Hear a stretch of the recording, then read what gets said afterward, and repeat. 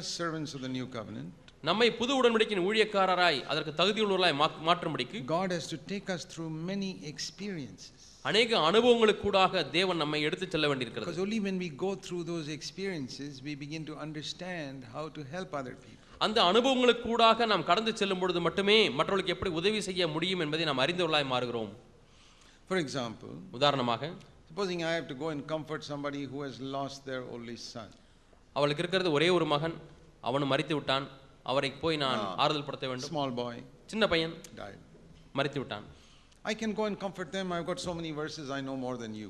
உங்களை காட்டிலும் அதிகமாக எனக்கு வசனங்கள் தெரியும். ஆகவே வசனங்களை சொல்லி அவரை உற்சாகப்படுத்த முடியும்.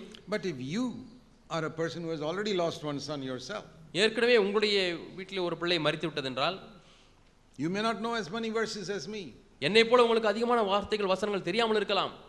But you can comfort that person. ஆனால் நீங்கள் சிறந்த விதத்தில் அவர்களுக்கு ஆறுதல் சொல்ல முடியும். Put your arm around that person and say, I've been through this myself. நான் இந்த அனுபவத்துக்குள்ளாக கடந்து செல்ல இருக்கிறேன் என்று அவருடைய மேல் தோளில் கை போட்டு நீங்கள் சொல்ல முடியும். This is how Jesus helped me. இப்படி தான் இயேசு எனக்கு உதவி செய்திருக்கிறார் என்று சொல்ல முடியும். I can't say that. நான் அதை சொல்ல முடியாது. Because I did not lose a son. ஏன் நான் இந்த மகனை இழக்கவில்லை. So every problem you have gone through can become a help for you to have a ministry to other people. நீங்கள் கடந்து செல்லக்கூடிய ஒவ்வொரு பிரச்சனையுமே மற்றவர்களுக்கு ஊழியம் செய்யக்கூடிய தருணங்களாக தேவன் அதை உங்களுக்கு மாற்றி கொடுக்கிறார். Have you got a difficult wife or a difficult husband? உங்களுக்கு மோசமான கணவன் அல்லது மோசமான மனைவி வாய்த்திருக்கிறார்களா? You can help many people who have difficult wives and difficult husbands. கடினமான மோசமான மனைவி கணவன் இருக்கக்கூடிய அநேக மக்களுக்கு நீங்கள் உதவி செய்ய முடியும். Another person who's got a good wife or a good husband cannot do that. நல்ல மனைவி நல்ல கணவன் இருக்கக்கூடிய ஒருவருக்கு இந்த ஊழியத்தை செய்ய முடியாது. I remember once when I was trying to encourage a brother who had a difficult wife.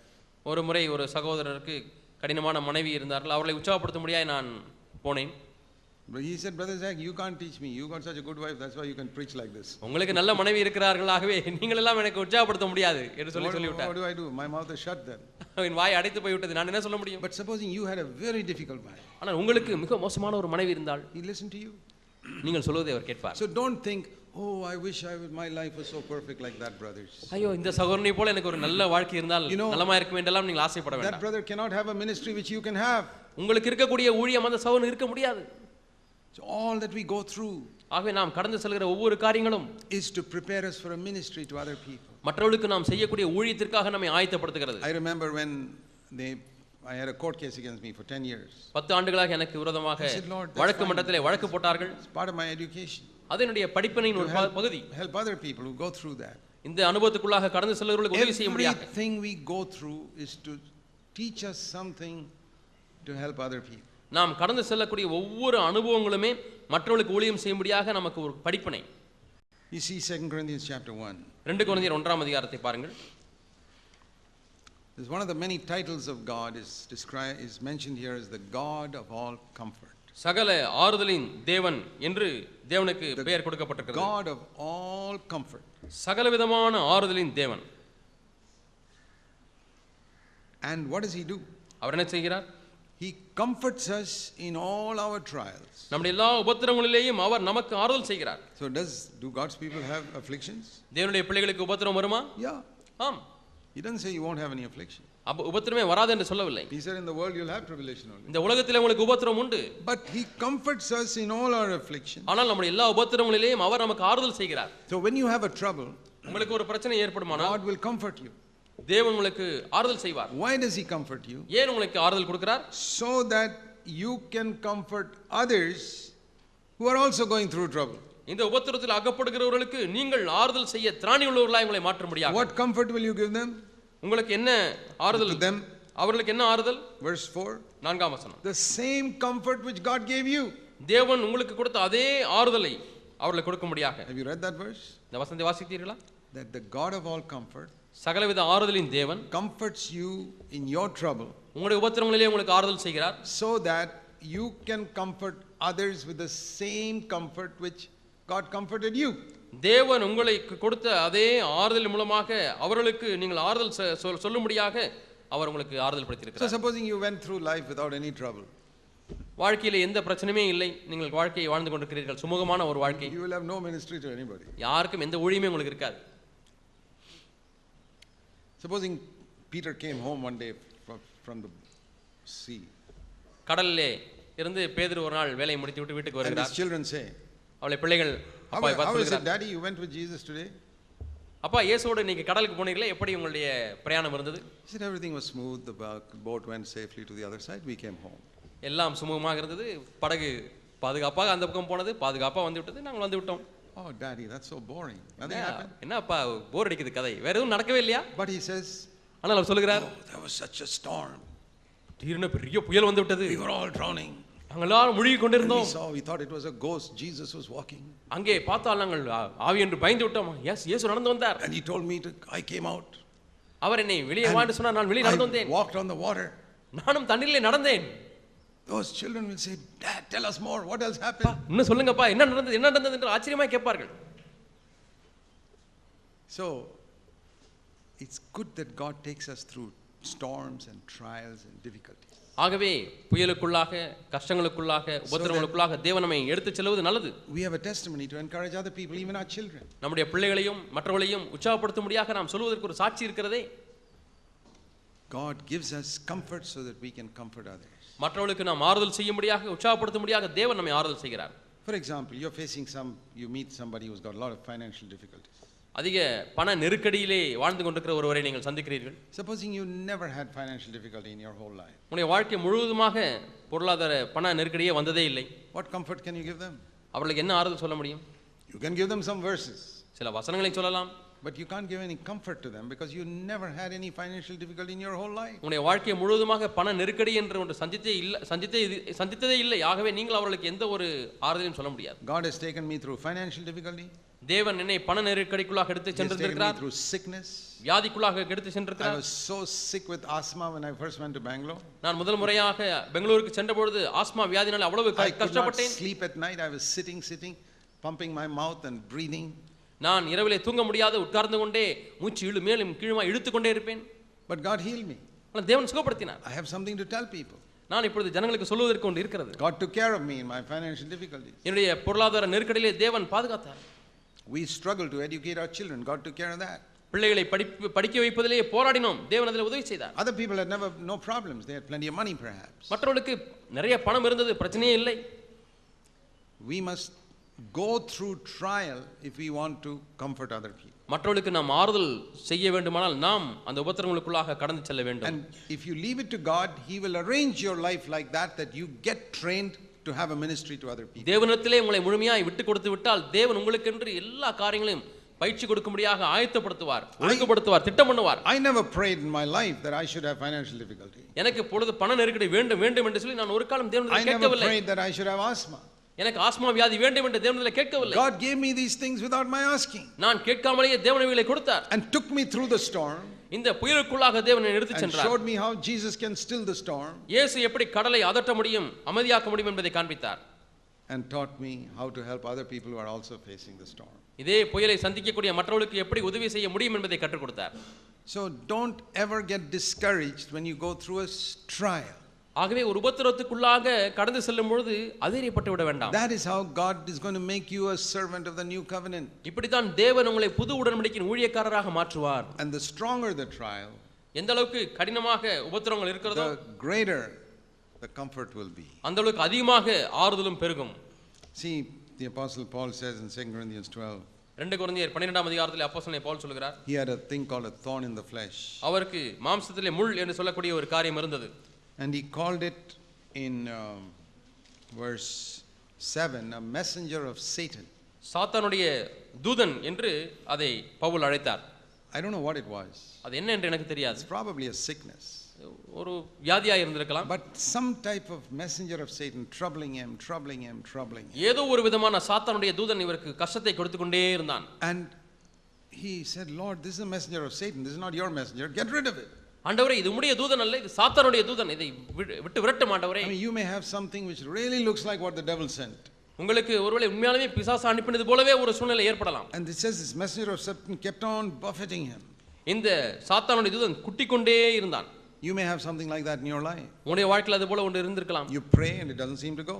நீங்கள் ஜெபிக்கிறீர்கள், அது போவது போலவே தெரியவில்லை. In English the word is Verse 8, I entreated the Lord. That means I pleaded with the Lord, please get rid of this. ஆங்கிலத்திலே சொல்லப்பட்ட வார்த்தை நான் வேண்டிக் கொண்டேன் என்பதை காட்டிலும் நான் பரிந்து நான் தயவாய் வேண்டிக் கொண்டேன், உறுதியாய் வேண்டிக் கொண்டேன். I pleaded with the Lord. நான் அவரிடத்திலே கெஞ்சி கேட்டேன். Get rid of this, Lord. I'm your servant. ஆண்டவரே, நான் உம்முடைய ஊழியக்காரன், தயவு செய்து இது என்னை விட்டு போகட்டும் என்று சொல்லி கெஞ்சி கேட்டேன்.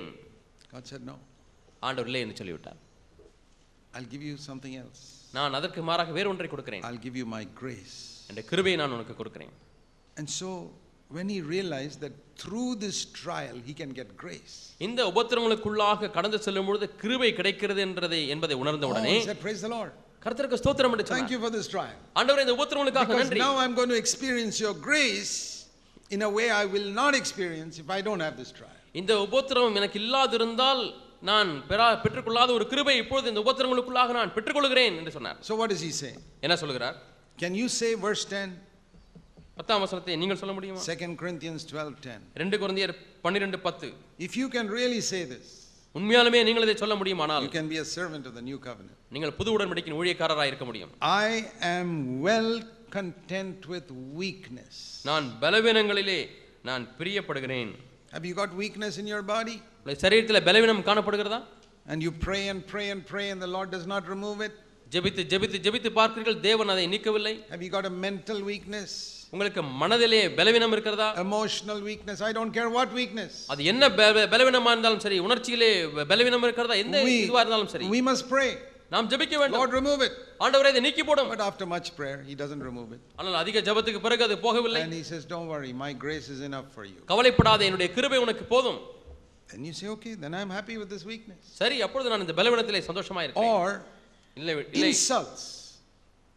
இடுக்கண்கள், நிந்தனைகள். A lot of people are insulting you and saying all types of things against you. அநேக மக்கள் உங்களுக்கு விரோதமாய் சொல்லுகிறார்கள், உங்களை நிந்திக்கிறார்கள்.